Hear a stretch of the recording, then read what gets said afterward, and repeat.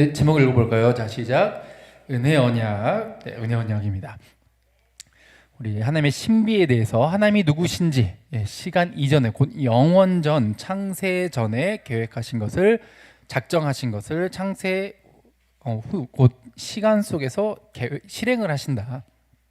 창조와 섭리라고 말씀을 드렸습니다. 그래서 이게 우리의 자유 의지 그리고 우리가 행하는 것 그대로 하면서 하나님이 전체적인 그림을 결국은 계획한 바를 목적하신 그 바를 이뤄가신 백대백의 신비 나눴고요. 그리고 모든 것을 합력해 선을 이루시는 하나님, 그리고 인간에게 언약을 하셨죠. 행위 언약입니다. 먹냐 안 먹냐, 곧 거스르냐 거스르지 않냐, 지키냐 안 지키냐, 이 내용이었죠. 이 행위 언약, 아담과 하와를 통해. 근데 이 사탄이 왜곡을 시킨다. 좀 사실을 정확히 직시를 해야 되는데 전체적으로 보질 못하게 만들고 오해하게 만들고 듣고 싶은 것만 보고 싶은 것만 이렇게 집중할 수 있게 해서 결국 먹고 죄에 무뎌지게 되고 비참해 죄와 비참에 빠지게 되었다는 내용을 우리가 지난 시간에 살펴보았습니다. 부패했고 이건 스스로 고칠 수 없는 전적 부패다 이렇게 살펴봤었죠. 그리고 지난 시간에는 이 한 사람 아담으로 시작해서 정말 이 세상에 있는 모든 아픔, 고통, 재난, 전쟁, 여러 가지 강도, 살인 이런 범죄들 여러 가지 것들이 인간의 이런 비참함이 이 아담의 행위 언약 실패로 인해 출발되었다. 우리가 살펴봤습니다.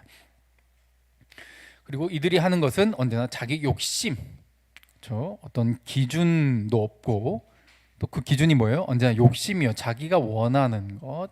어떤 좀 그래도 양심이라는 것 때문에 조금은 이제 하는 것처럼 보일지 모르지만 결국 근간이 뭐다? 자기 욕심, 양심이 아닌 욕심을 따라 산다. 본질상 그래서 진노의 자녀이고 지난 시간에 이 땅에서도 비참해질 뿐만 아니라 죽음 이후의 심판, 영원한 형벌을 받게 되는 것에 대해서 살펴봤습니다. 그런데 하나님은 그냥 그대로 내버려 두지 않고 어때요? 에덴 동산에서 쫓아내시죠. 먹으면 죽는다 그랬는데 물론 육체적으로 이제 조금씩 죽어가는 게 맞죠. 그럼 바로 죽이지 않으시고 사탄을 먼저 저주하시면서 기회를 계속해서 주십니다. 에덴의 동쪽이라는 표현을 드렸고 에덴의 동쪽, 곧 에덴으로 돌아가고 싶지만 고향으로 가고 싶지만 영원한 안녕, 샬롬, 행복을 원하지만 들어갈 수 없는 에덴 동쪽은 하나님으로부터 멀어지는 들어갈 수 없는 그런 상태가 되었다. 그러나 노아, 아브라함 그리고 다윗 이런 인물들을 통해서 계속해서 하나님은 내버려두지 않고 기회를 주셨다. 살펴봤죠? 이런 것을 우리가 쭉 살펴보면은 이제 오늘 의문이 드는 겁니다. 나는 아직도 여전히 욕심이 있고 죄를 짓고 하는데 그러면 나는 이제 구 못 받는 건가? 난 지금 열심히 교회는 다녔는데 지옥 가면 어떡하지? 이런 좀 두려움과 불안이 생기기도 한다는 거죠. 그 내용에 대해서 오늘 한번 이것에 대해서 해결책에 대해서 은혜 언약에 대해서 보도록 하겠습니다. 우리가 인간이 선악과를 먹은 이후에 죄를 지을 수밖에 없는 상태가 되었고 그래서 마음에서 기뻐서 원해서 즐거워서 죄를 지어요. 그래서 죄와 비참에 빠졌고 죽고 영원한 심판을 받게 돼요. 이대로 끝나버리는 건가? 이대로 지옥에 가는 건가? 그러면 어떡하지? 라고 했을 때 하나님은 어떻게 한다? 내버려두지 않는다. 계속 기회를 주신 성경에 나온 그 하나님이 여전히 지금도 일하고 계시고 역사 속에서 증명하셨고 오늘날 저와 여러분들에게도 내버려두지 않고 찾아오셨다는 거죠. 시편 한번 저기 그림에 있는 거 읽어볼까요? 시작. 하나님이 이르시되 그가 나를 사랑한즉 내가 그를 건지리라. 그가 내 이름을 안즉 내가 그를 높이리라. 아멘. 관계성이 전제되어 있죠. 하나님과 다시 회복된 관계이라면 내가 그를 건지고 높일 거야. 하나님과 연합된, 우린 믿음이라고 표현을 하죠. 믿음으로 초청하시고 그냥 죄와 비참으로 이 땅에서도 괴롭게 살다가 죽고 나서도 영원히 괴롭게 되는 그런 상태로 내버려 두기를 원하지 않으셨다. 우리에게 뭘 제시하신다? 길을 제시하셔요. 하나님 나라에 가는 길, 들어가는 길, 죄와 비참에서 벗어나는 길을 제시하신다. 여러 방법이 있다고 생각할 수 있겠지만 하나님께서는 한 가지 길을 제시하셨습니다. 예수 그리스도라는 길을 제시를 하셨죠. 그러면은 이게 왜 그런 것인가? 여러분들 시험을 보잖아요. 객관식이 좋아요, 주관식이 좋아요? 객관식은 그래도 뭐 찍을 수라도 있잖아. 근데 주관식은 모르면 그냥 홀라당 가는 거예요. 근데 또 이제 제가 신학교 다닐 때는 거의 대부분 객관식도 주관식도 아니었어요. 서술형이었어요. 여러 가지 있겠잖아요.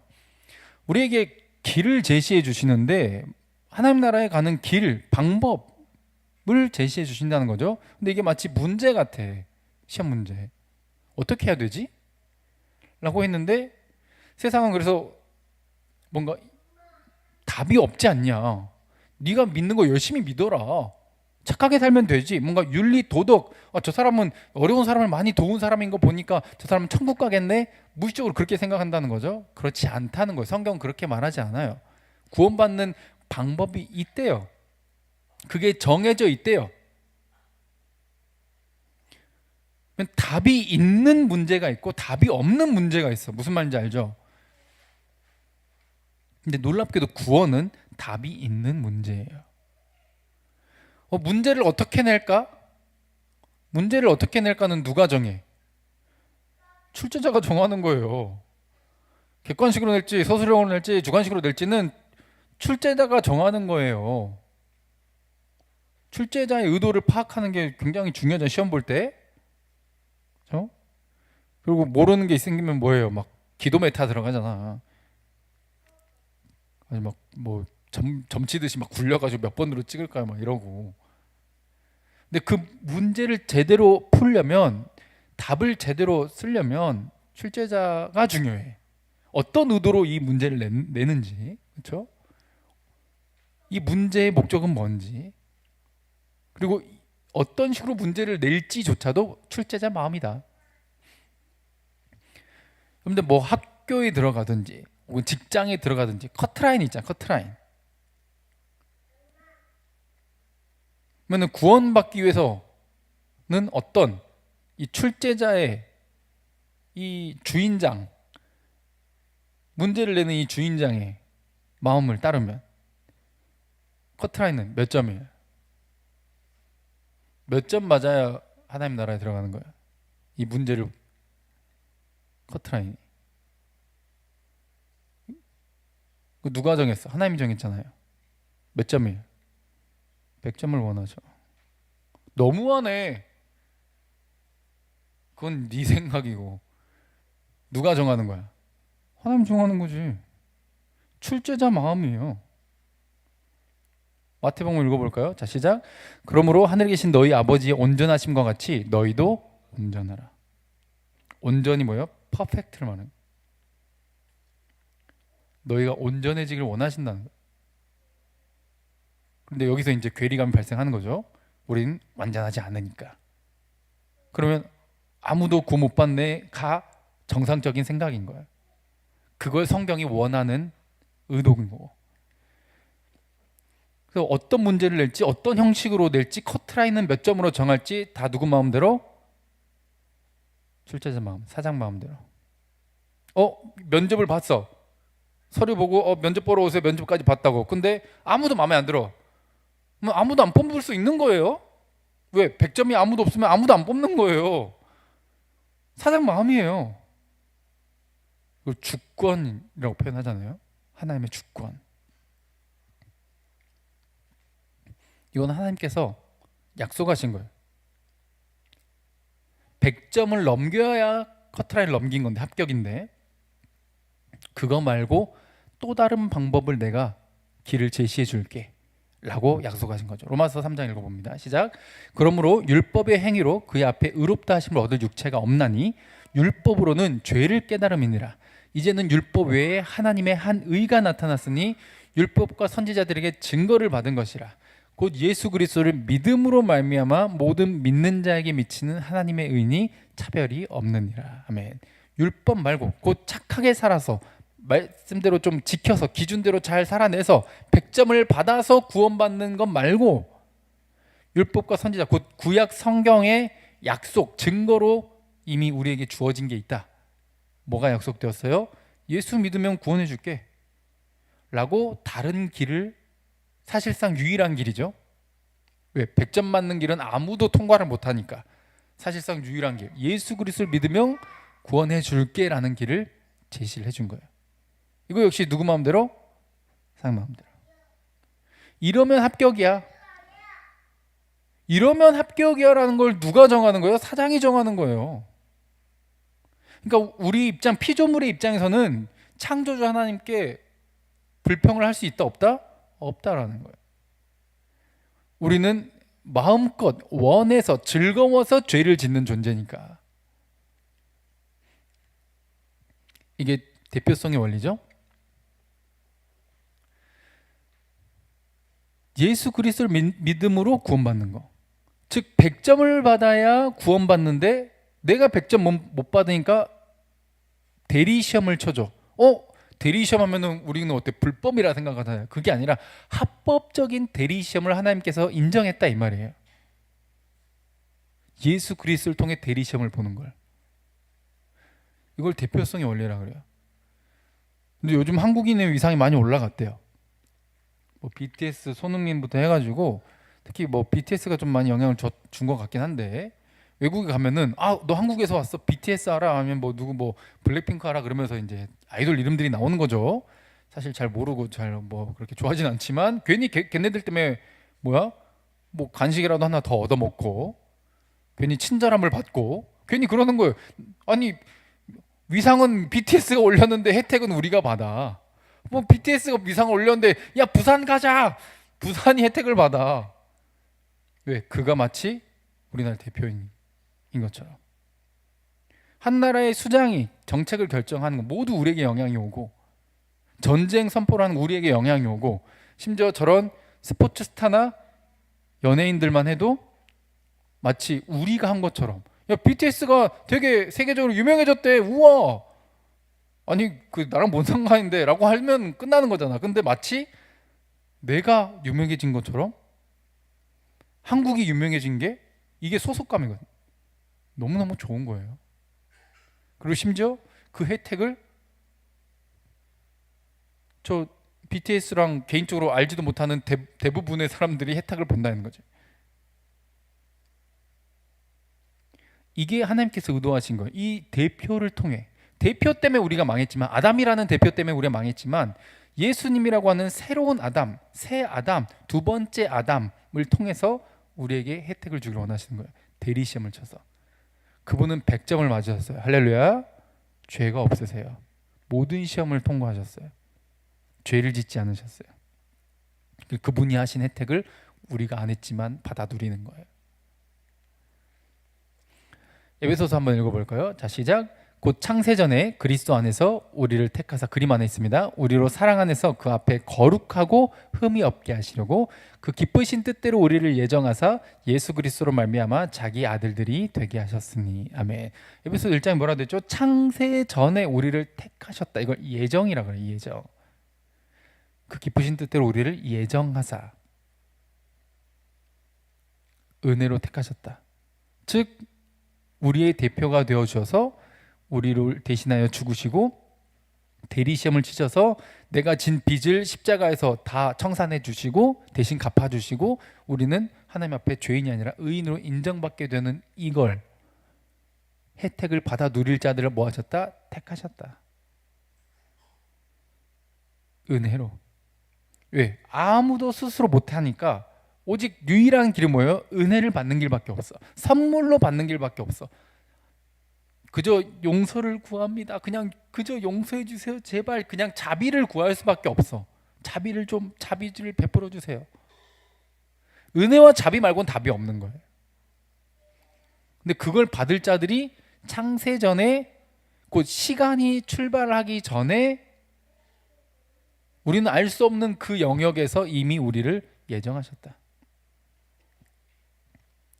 이때 그러면 질문하는 사람도 있어요. 꼭 부정적인 사람들 뭘 생각해? 꼭 반박하고 아니라고 생각하는 것들 막 반문을 하잖아. 뭐야? 그럼 뭐 택했다는 거는 안 택한 건 뭔데? 버림받고 누구는 택함 받고 완전 불공평하네. 막 이렇게 이제 생각을 한다는 거죠. 자 보세요. 저기 저렇게 진열이 되어 있다. 뭐 살래요?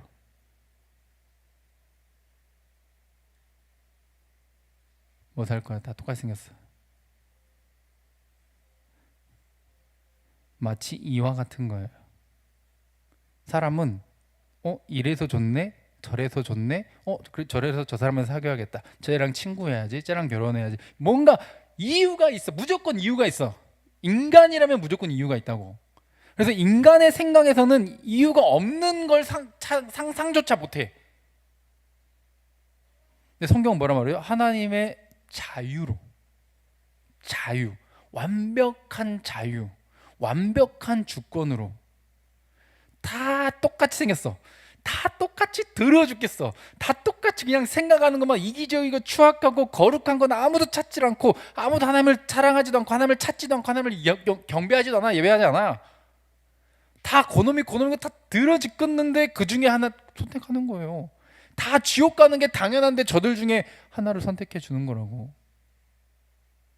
다 지옥이 결정돼 있어. 그리고 그대로 다 지옥 보내도 아무도 뭐라 못해. 왜? 법대로 했으니까, 기준대로 했으니까.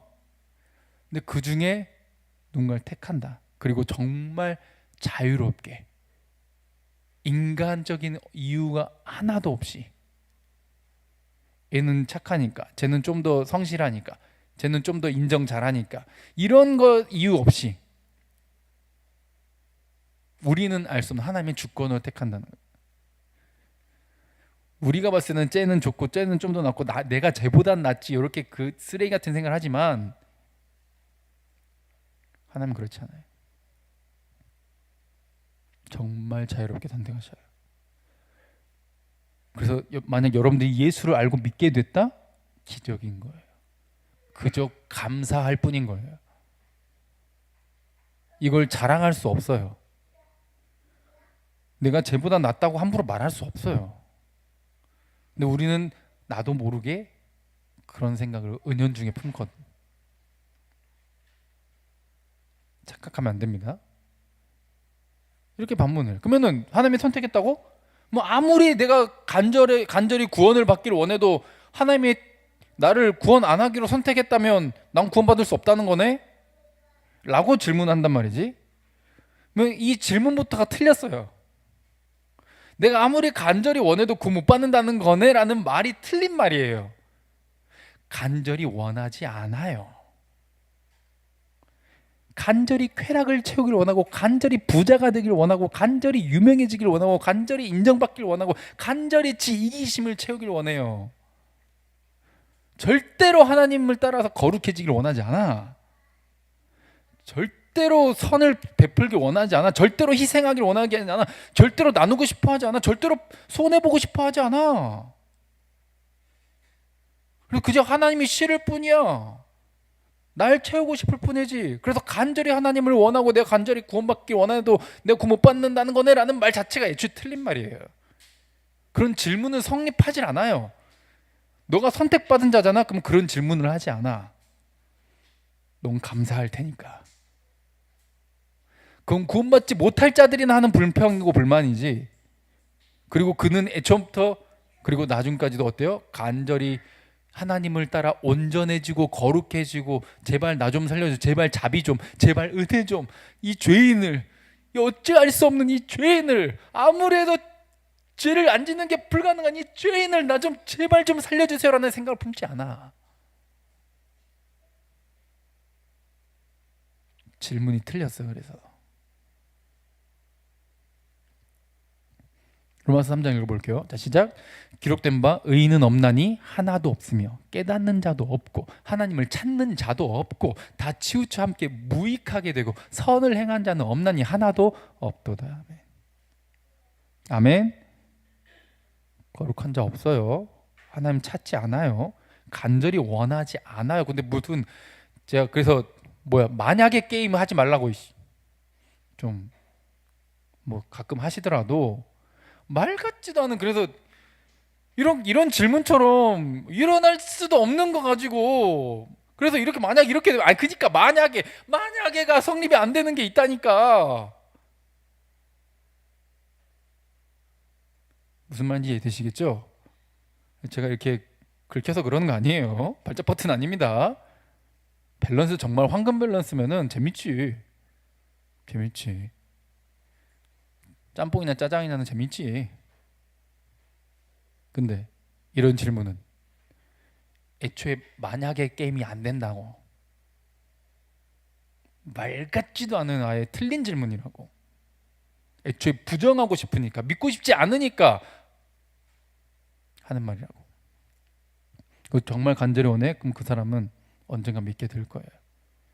그 사람을 위해서 기도하는 사람들을 통해 예수 그리스도께 나오게 될 거예요. 자기의 죄인됨을 인정해 나오게 될 거예요. 구원받게 될 거예요. 저는 그걸 믿어요.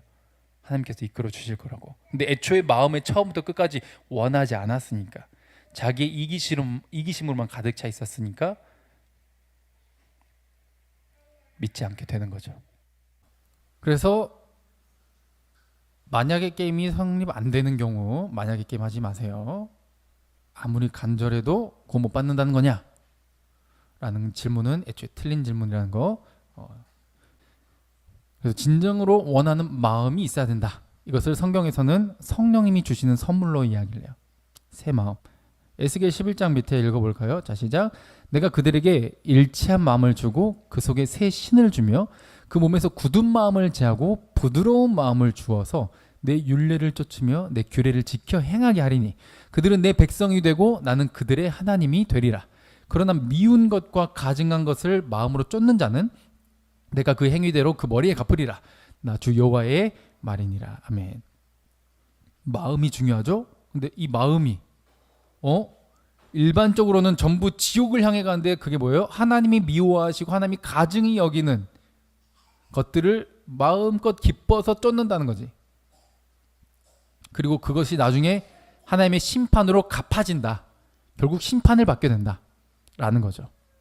그러나 새로운 마음, 부드러운 마음을 갖는 자들은 어때요? 성령님을 통해서 그 마음에 새로운 마음이 부어진다는 거예요. 어떤 마음?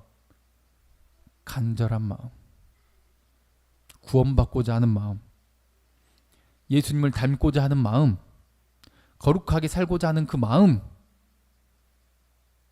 선하게 살고 싶은 그 마음, 하나님 말씀을 다 지키고 싶은 그 마음, 이게 하나님 주시는 선물이라는 거죠. 똑같이 에스겔서입니다. 밑에 한번 읽어볼까요? 자, 시작. 새 영을 너희 속에 두고 새 마음을 너에게 주되, 그래서 밑에 너희 육신에서 굳은 마음을 제거하고 부드러운 마음을 줄 것이며 라고 되어 있죠. 이게 성령 역사. 새 영을 너희 속에 두고 성령님을 부어주신다는 거. 그러면 뭐가 생겨요? 새로운 마음이 창조돼요. 없던 것이 생기는 거예요. 이거는 뭔가 기존의 마음이 바뀌는 게 아니라 무에서 유를 창조하는 거예요. 이게 창조의 역사예요. 지난번에 무에서 유를 창조하는 게 하나님의 창조의 능력이라고 말씀드렸죠. 이게 없던 마음이 생기는 거예요. 이게 새 마음인 거죠. 성령의 역사. 그러니 말 같지도 않은 만약의 게임을 하면서 하나님을 부정하고 거부하는 것을 뭔가 정당화하고, 거봐! 이거 대답 못하지? 하나님이 틀린 거 아니야. 애초에 질문이 틀렸다니까. 근데 마치 자기 논리적인 척, 굉장히 합리적인 척, 착하고 똑똑한 척, 결국 마음에서는 뭐야? 하나님을 미워하고 거부하고 싶은 마음을 가득 차가지고 하는 질문이면서, 정당한 질문에는 당연히 대답을 해줘야죠. 그래서 하나님이 없다는 걸 증명하기 위한 그 노력, 물론 저는 박수 쳐드리고 싶고 그 노력을 계속해서 하시길 바래요. 왜냐하면 그러다가 결국 하나님을 만나게 될 테니까. 근데 어설프게 거기서 멈춰가지고 믿음으로도 가지 않고 정말 탐구를 끝까지도 하지도 않고 그냥 자기 잘난 맛으로 끝나버려. 해답을 정말 찾고 싶지도 않아. 진짜를 알고 싶어서 질문한 게 아니야. 그냥 자기를 정당화하기 위해서 한 질문인 거지. 무슨 말인지 이해되시죠? 그런 질문을 하면 안 돼. 거기서 멈추지 마시고 더 나아가셔서 성령의 역사를 경험하셨으면 좋겠습니다. 이게 바로 죄와 비참에서 벗어나는 구원으로 가는 유일한 길이자 유일한 해결책이에요. 내 스스로 해답을 찾을 수 없고 내 스스로 100점을 받을 수 없어서 이 땅에 오셔서 말씀이 육신이 되어 우리를 위해 십자가에서 대속의 죽음을 당하신 예수 그리스도, 우리에게 먼저 찾아와서 손을 내미신, 새로운 마음을 주시기 위해 은혜로 나를 택하시고 나에게 들려주시고 깨닫게 하시고 새 마음을 주셔서 즐겁게 주를 위해 살고자 하는 그 길로 인도하고 계시는, 이것을 베드로후서의 베드로는 이렇게 말하고 있어요. 자, 베드로서 읽어볼까요? 자, 시작. 그러므로 형제들아 더욱 힘써 너희 부르심과 택하심을 굳게 하라. 너희가 이것을 행한즉 언제든지 실족하지 아니하리라. 이같이 하면 우리 주 구주 예수 그리스도의 영원한 나라에 들어감을 넉넉히 너희에게 주시리라. 아멘. 힘써 굳게 하라. 그러니까 노력하라는 말이에요. 믿음 안에 있는 것, 부르심, 나를 택하심, 창세전에 그 택하심, 난 창세전에 택함 받았으니까 난 무슨 짓을 해도 구원 받는다라고 하는 건 애초에 틀린 생각이에요. 만약에가 성립이 안 되는 상황인 거예요. 만약 그런 생각과 삶 태도로 산다, 애초에 저 은혜를 받지 못한 자인 거죠. 왜? 마음속에서는 자기 욕심과 이기심으로 가득 차 있으니까, 처음부터 끝까지. 그러나 그 마음으로 끝까지 살아가는 자들은 어때요? 실족하지 않게 되는 거죠. 힘써 굳게 하는 거예요. 나를 택하심을, 은혜로 택하심을. 그래서 11절에 이같이 하면 우리 주 구주, 곧 구주 예수 그리스도의 영원한 나라에 들어가, 넉넉히 은혜로. 나도 했는데요 라고 자랑을 못해. 왜? 애초에 날 택하심이 은혜고 기적이니까. 그저 거기에 감사해서 나도 힘써 주를 찾고, 주를 닮기 위해 몸부림쳤고, 거룩하기 위해 몸부림쳤고, 예배하기 위해 몸부림쳤을 뿐이니까. 그런데도 우린 뭘 마주해요? 오늘의 실수, 오늘의 비참함, 오늘의 나의 안 되는 나약함, 나의 연약함, 나의 이 추악함, 나의 음란함, 나의 안에 있는 이 뭔가 더러운 것들로 매일 마주하는 거예요. 그런데도 그대로 내버려두지 않고 먼저 찾아오셔서 손 내미시고 택하신 그 은혜, 그걸 말할 수밖에 없지, 절대로 나에게 이유가 있지 않아요. 내 노력에 있지 않아요. 노력을 해야지만 내 노력이 원인이 아니에요. 선물인 거죠. 그래서 그 선물에 감격한 자들로서 힘써서 이 택하심을 굳게 하는 저와 여러분들 되길 바랍니다. 할렐루야. 시편 한번 읽어볼게요. 시작. 주의 권능의 날에 주의 백성이 거룩한 옷을 입고 즐거이 헌신하니 새벽 이슬 같은 주의 청년들이 주께 나온도다. 아멘. 주의 백성이 거룩한 옷을 입고, 즉 죄인이 아니라 하나님의 택하심을 입은 그 증표, 흰옷이라고 되어 있죠. 요한계시록에는. 그 더러운 옷을 벗고 새 마음, 새 옷을 입고 나와서 뭐한다? 즐겁게 헌신해요. 억지로 헌신하지 않고 즐겁게 헌신해요. 주를 위해. 내가 주를 위해서 뭘 할 수 있을까? 내가 어떤 길로 가야 할까? 지금의 오늘의 이 상황에서 나는 뭘 선택해야 할까? 하나님이 뭘 더 기뻐하실까? 이렇게 하는 걸 더 기뻐하실까? 저렇게 하는 걸 더 기뻐하실까? 항상 이 고민과 기도로 살아가게 되는 거죠. 그런 자들이 뭐예요? 당시 저 광야 땅에서 비가 내리는 시즌이 있거든요. 그 시즌 말고는 이슬로 식물들이 자라요. 땅을 적시는 거죠. 생명을 싹 틔우는 거예요. 그런 새벽 이슬 같은 자들, 주의 백성들, 이런 자들이 주께 나오는도다. 이거는 뭐 순수하다, 깨끗하다 이런 의미가 아닙니다. 새벽 이슬이. 여기서 강조하는 건 뭐예요? 주께 나와 즐겁게 자발적으로 헌신하는 삶을 살게 된다. 어떤 자들이 힘써 굳게 하는 자들은 즐겁게 헌신하는 자들인 거예요. 억지로가 아니라. 정말 너가 구원받았냐? 넌 정말 너가 받은 구원이 선물이라는 걸 진짜로 깨닫고 감탄하고 경배하냐? 그럼 너는 헌신할 수밖에 없다는 거예요. 내 남은 삶을 나를 위해 살지 않고 오직 주를 위해, 나를 부인하고 십자가를 지고 따라가는 그 삶을 살 수밖에 없다는 것이죠. 그러니 여러분들 죄와 비참해서 나 또 이렇게 살다가 지옥 가는 거 아니야? 라고 생각하지 마세요. 진짜 구원받은 자들은 어때요? 아까 같이 말 같지도 않은 만약의 게임의 질문을 하면서 하나님을 부정하는 길로 가는 것이 아니라 이렇게 하나님의 사랑에서 끊을 수 없는 영원히 나를 붙잡고 계시는 선물을 받았다는 걸 기억하셨으면 좋겠습니다. 한번 읽어볼게요. 시작. 내가 확신하노니 사망이나 생명이나 천사들이나 권세자들이나 현재일이나 장래일이나 능력이나 높음이나 깊음이나 다른 어떤 피조물이라도 우리를 우리 주 그리스도 예수 안에 있는 하나님의 사랑에서 끊을 수 없으리라. 아멘. 믿으십니까? 이 사랑을 믿으시고 두려워하기보다 감사함으로 감격함으로 즐거이 헌신하여 이 은혜의 언약, 행위 언약에서 실패한 인간들에게 새로운 길을 제시하신 그 사랑에 감격하여 따라가는 삶을 드리는 모두가 되길 바랍니다. 함께 찬양하고 기도하겠습니다.